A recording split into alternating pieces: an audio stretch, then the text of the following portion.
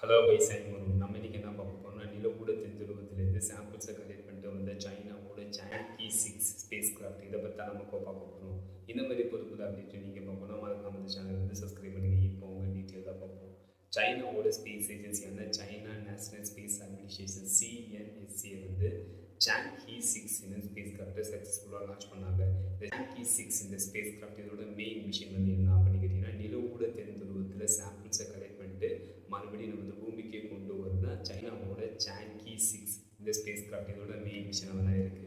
சைனாவோட இந்த சாங்கி 6 இந்த ஸ்பேஸ் கிராஃப்டில் வந்து என்ன இருக்குது அப்படின்னு கேட்டிங்கன்னா, ஒரு ஆர்பிட்டர் வந்து இருக்குது. அதுக்கப்புறம் நிலவோட தென்துருவத்தில் சேஃபாக லேண்ட் ஆகிறதுக்கு ஒரு லேண்டர், ஒரு மினி ரோவர் வந்து அந்த லேண்டரில் வந்து இருக்குது. அதுக்கப்புறம் நிலவில் சாம்பிள்ஸை கலெக்ட் பண்ணி வைக்கிறதுக்கு ஒரு அசெண்டர், அதுக்கப்புறம் நிலவில் கலெக்ட் பண்ணப்பட்ட அந்த சாம்பிள்ஸ் வந்து மறுபடியும் நமது பூமிக்கு கொண்டு வர ஆர்பிட்டருடன் கூடிய ஒரு ரிட்டர்னர் வந்து இந்த ஸ்பேஸ் கிராஃப்டில் வந்து இருக்குது. சாங்கி 6 இந்த ஸ்பேஸ் கிராஃப்டை வந்து சைனா வந்து எப்போ லான்ச் பண்ணாங்க, எங்கேருந்து லான்ச் பண்ணாங்க அப்படின்னு கேட்டிங்கன்னா, சைனாவில் உள்ள வென்சாங் எனும் லான்ச்சிங் சைட்லேருந்து லாங் மார்ச் 5 எனும் ராக்கெட் மூலம் 3 மே 2024 சாங்கி 6 எனும் ஸ்பேஸ் கிராஃப்டை சைனா வந்து சக்ஸஸ்ஃபுல்லாக லான்ச் பண்ணாங்க.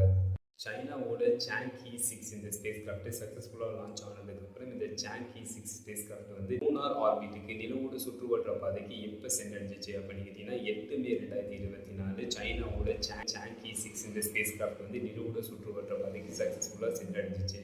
அதுக்கப்புறம் இந்த சாங்கி 6 இந்த ஸ்பேஸ் கிராஃப்ட் வந்து நிலவு ஆர்பிட் பண்ண ஸ்டார்ட் பண்ண ஆரம்பிச்சிச்சு.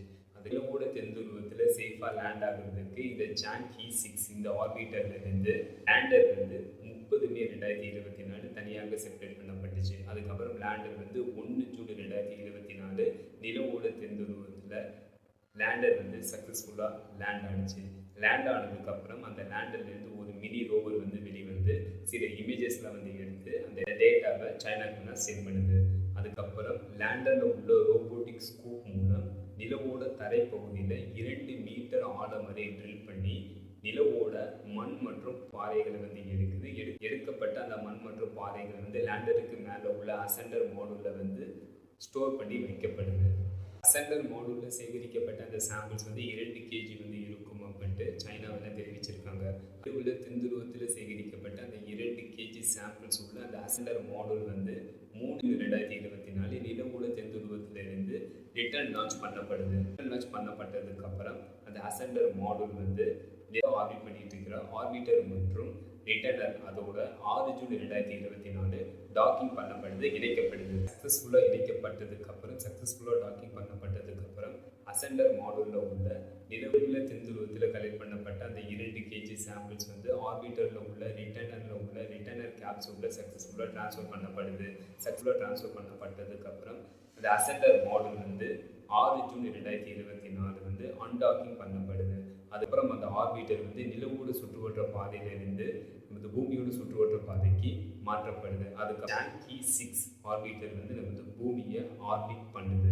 சாங்கி 6 ஆர்பிட்டரில் உள்ள ரிட்டர்ன் கேப்சூல் வந்து நமது பூமியை நோக்கி அனுப்பப்படுது. அதுக்கப்புறம் இந்த ரிட்டர்ன் கேப்சூல் வந்து நமது பூமியோட அட்மாஸ்பியரில் 25 ஜூன் 2024 நமது பூமியோட அட்மாஸ்பியரில் ரீஎன்டர் ஆகுது. அதுக்கப்புறம் சைனாவில் உள்ள இன்னர் மங்கோலியாவில் ரிட்டர்ன் கேப்சூல் வந்து பேராஷூட் மூலம் சக்ஸஸ்ஃபுல்லாக லேண்ட் ஆகுது. அப்புறம் சைனாவில் இன்னர் மங்கோலியாவில் லேண்ட் ஆன ரிட்டர்ன் கேப்சூல் அதை வந்து ஹெலிகாப்டர் மூலம் சைனா வந்து கலெக்ட் பண்ணுறாங்க. நிலவுல தென்துருவத்திலிருந்து 2 kg சாம்பிள்ஸை கொண்டு வந்த முதல் நாடு என்ற பெருமையை சைனாவில் தான் பெறுறாங்க.